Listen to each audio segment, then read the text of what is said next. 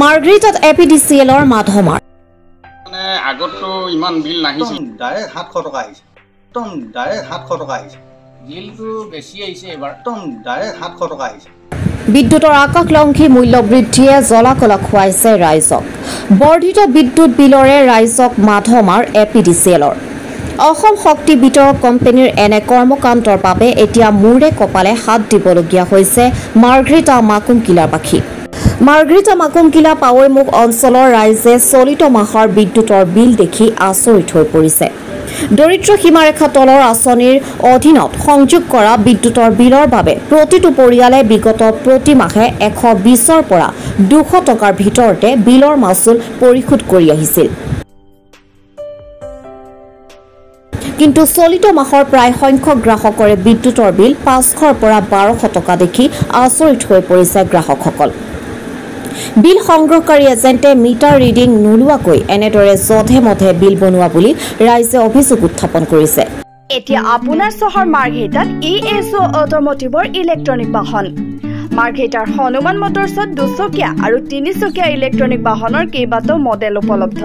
যিকোনো বাহনত সহজ ফাইনেন্সৰ ব্যৱস্থা আজি ক্ৰয় কৰক আপোনাৰ মন পছন্দৰ ইলেক্ট্ৰনিক বাহনখন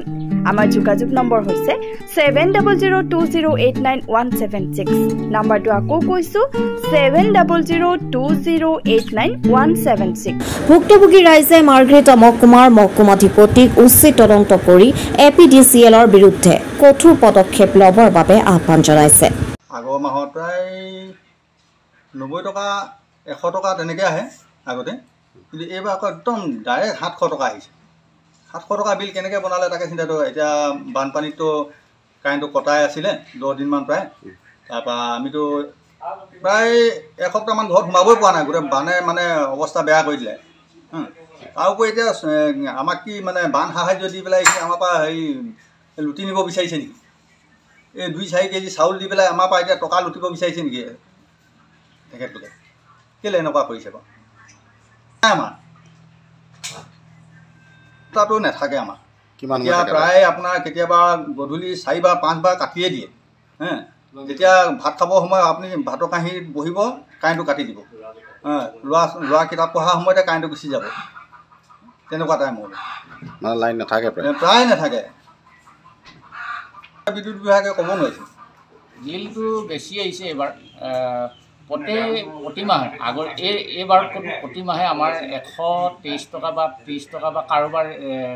100-150 আপোনাৰ 90 টকা 80 টকা 200 টকাৰ ভিতৰতে চবৰ বিল আহে কিন্তু এইবাৰ কোনো ৰিডিং নোলোৱাকৈ মাৰ্ঘেৰিটাৰ যি আমাৰ থাৰ্মেল আছে থাৰ্মেলৰ কোনো ব্যক্তি অহা নাই ৰিডিং ল'বলৈ আগত যেনেকৈ ৰিডিং লৈ লগে লগে স্পটতে বিলখন উলিয়াই দিয়ে ৰিডিং নোলোৱাকৈ তেখেতসকলে অফিচৰ পৰা কেইধৰণে বিল বনালে একদম চবৰ মানে 700 টকাৰ ওপৰত প্ৰায় 1200-1500লৈকে আহিছে একদম মিনিমামটো 700 টকা তো যোৱাবাৰ যিহেতু আপোনালোকে দেখিছে জানেই যে গোটেই সমষ্টিত বানপানীত বুৰ গৈছিলে আমাৰ ইয়াতো বানপানীত সেই সময়ত কাৰেণ্ট কটা আছিলে কাৰেণ্ট কাটি থোৱা আছিলে আৰু কিমান দিন কাটি থোৱা আছিলে কাৰেণ্টটো প্ৰায় 10 দিনমান কটা আছিলে তাৰপিছত বানত জুৰুলা হোৱা মানুহখিনিক আকৌ ওপৰিঞ্চি তেখেতসকলে ৰিডিং নোলোৱাকৈ ইমান বিল পঠিয়াই দিছে কমহে হ'ব লাগিছিলে যিহেতু কাৰেণ্ট কটা আছিলে কম হ'ব লাগিছিলে তাৰ বিপৰীতে কিন্তু বিল একদম অদ্ভুত মানে আচৰিত ধৰণৰ পঠিয়াই দিছে গতিকে আমাৰ গাঁৱৰ ৰাইজে এতিয়া চব দৰিদ্ৰ BPL হয় তেখেতসকলে আমি কেনেকৈ বিল দিম এটা মোৰে 766 টকা বিল আহিছে মোৰ প্ৰতি মাহে 123 টকা 25 টকা 20 টকা এনেকুৱা আহে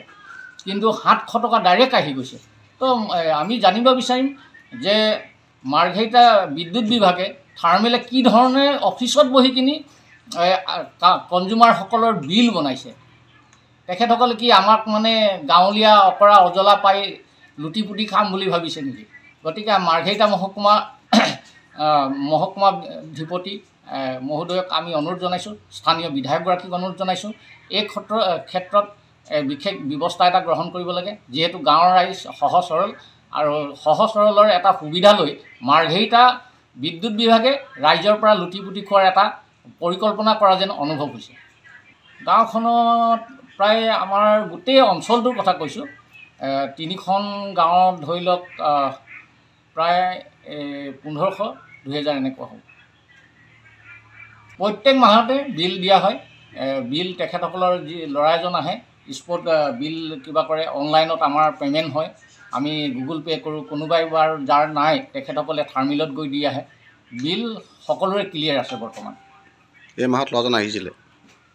এই মাহত কোনো ৰিডিং ল'বলৈ অহা নাই কোনো ল'ৰা পঠিয়া নাই কিন্তু অফিচৰ পৰা বিলখন বনাই পঠিয়াইছে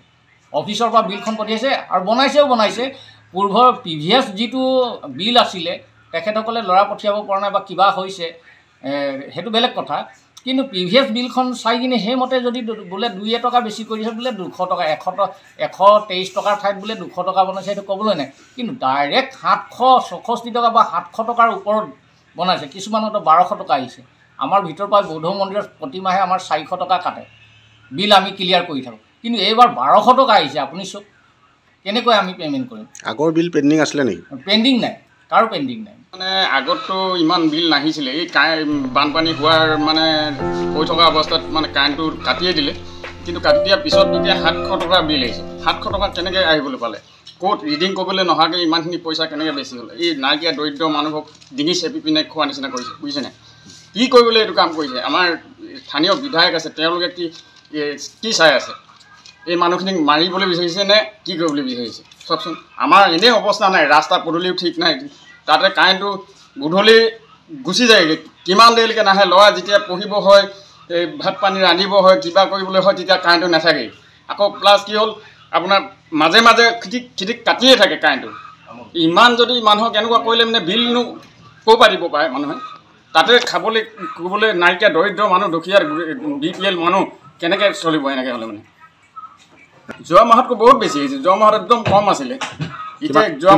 মাহত কিমান আছিলে আপোনাৰ যোৱা মাহত এই চাই লওক এইখন বিল